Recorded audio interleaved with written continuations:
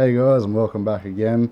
Um, this is the part two of Airsoft versus gelsoft. So, quickly, firstly, I'm going to talk about the differences between the two.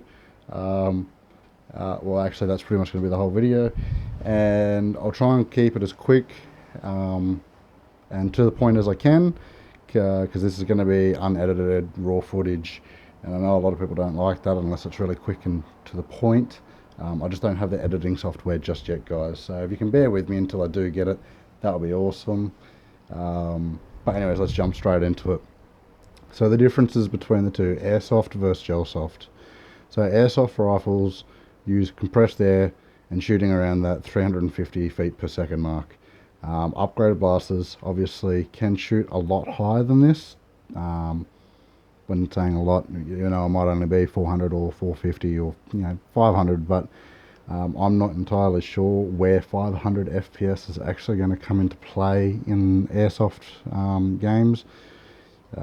400 even seems that it's there's a minimum distance requirement that people have to be outside of. So, but anyways, we're not talking about that too much. But as I was saying, different fields will have different rules and regulations on what their FPS limit is.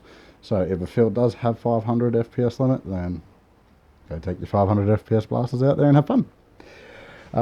Whereas gel blasters, they apparently, now this is apparently different. I thought it was the same, but apparently not. So gelsoft blasters use a spring-powered battery-operated gearbox, which plunge a piston into a cylinder. So I thought that was compressing air, but apparently it's not. But in doing this, that is how they project the gel ball, and out of the box they average around that 250 FPS mark.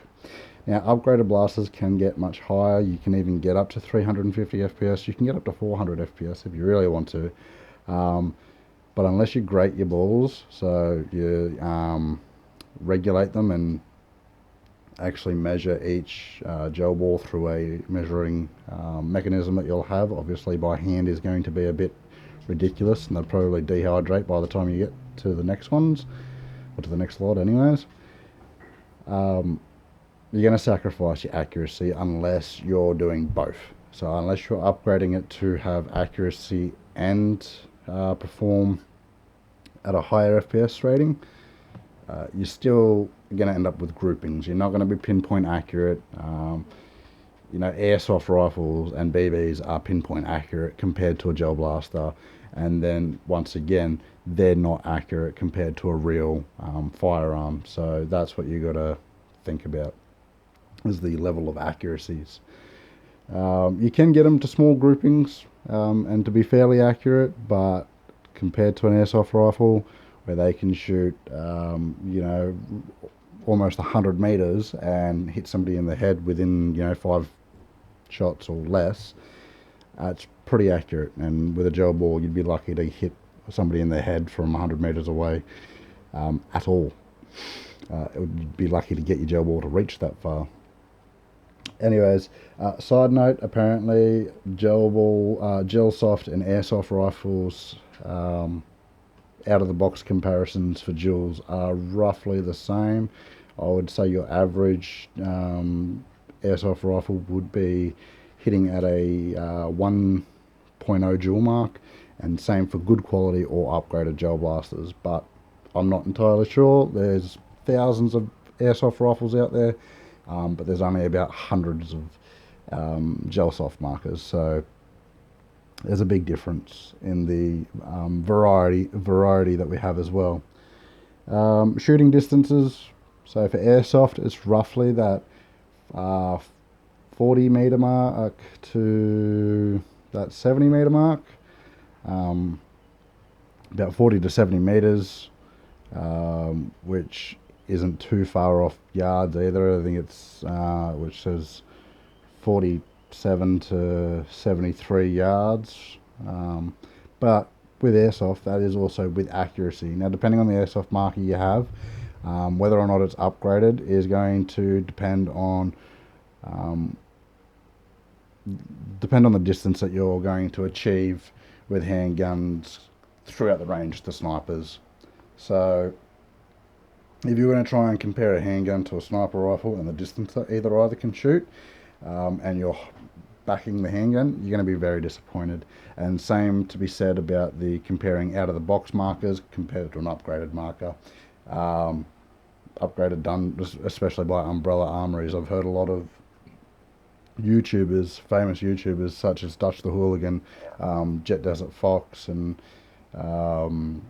even Unicorn Leah, which is Jet Desert Fox's wife, talk about Umbrella Armories and a few of the other airsofters out there on YouTube as well. Now, if you're going to go compare an out-of-the-box marker to one of those, you're also going to be sorely disappointed.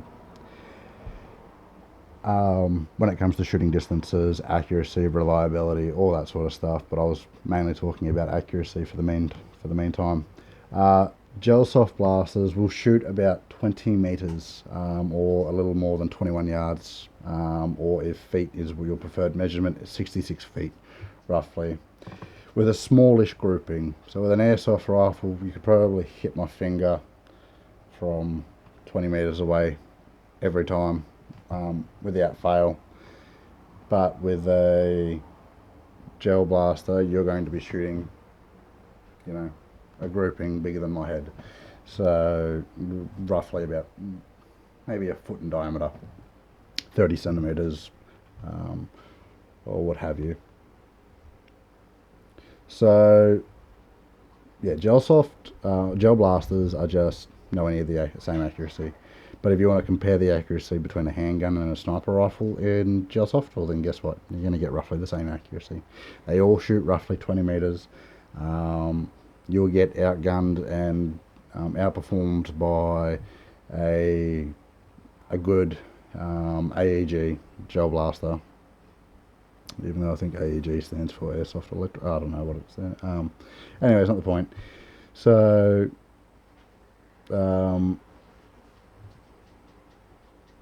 sniper rifles are obsolete in gelsoft, but they are improving, so that's good news. But at the moment they are obsolete because you can go get a $80 handgun and shoot the same distance with the same accuracy, and even at a slightly quicker fire rate compared. But the same thing can be said for upgraded blasters as well. I mean, you can upgrade your gel blaster to shoot further with a bit more accuracy at the same time, and you can still have flyers. So either way, a gel blaster is never going to be pinpoint accurate. Neither is an airsoft rifle really, but if you're going to only compare the two, then airsoft rifles are pinpoint accurate. But compared to a real gun, both fail in comparison.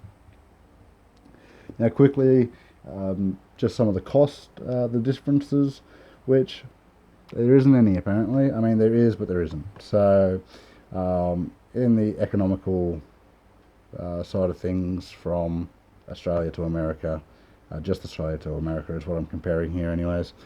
So an airsoft AEG will cost anywhere between $100 to $500, because there's that many different ranges, that many different models, that many different types and qualities and whatever else. So there is a big difference between the pricing, which can be same to be said about gelsoft. You got your $100 ones, you got your $500 ones. So to average around that $300 mark is probably going to be the best middle ground. Still going to be a great blaster, marker, whatever you want to call it, especially for its price as well. Remembering that it might be the same dollar figure that's written on the wall, $200 for this AEG and at evike.com, or evike shop, sorry. And you might find a gel blaster on the wall written for $200 as well. We tend to write $199 because it makes people think it's cheaper. I've never understood that from the moment that I realised that they did it. But but there is a big difference in economical growth and the difference between the currencies of Australian and American dollars, which one Australian dollar will buy 76 US cents at the moment. So there's a big economical difference there, and even more so of a difference between Australia and the UK. So I think we buy like 60 cents or 50 cents UK, so it's not a lot of money whatsoever.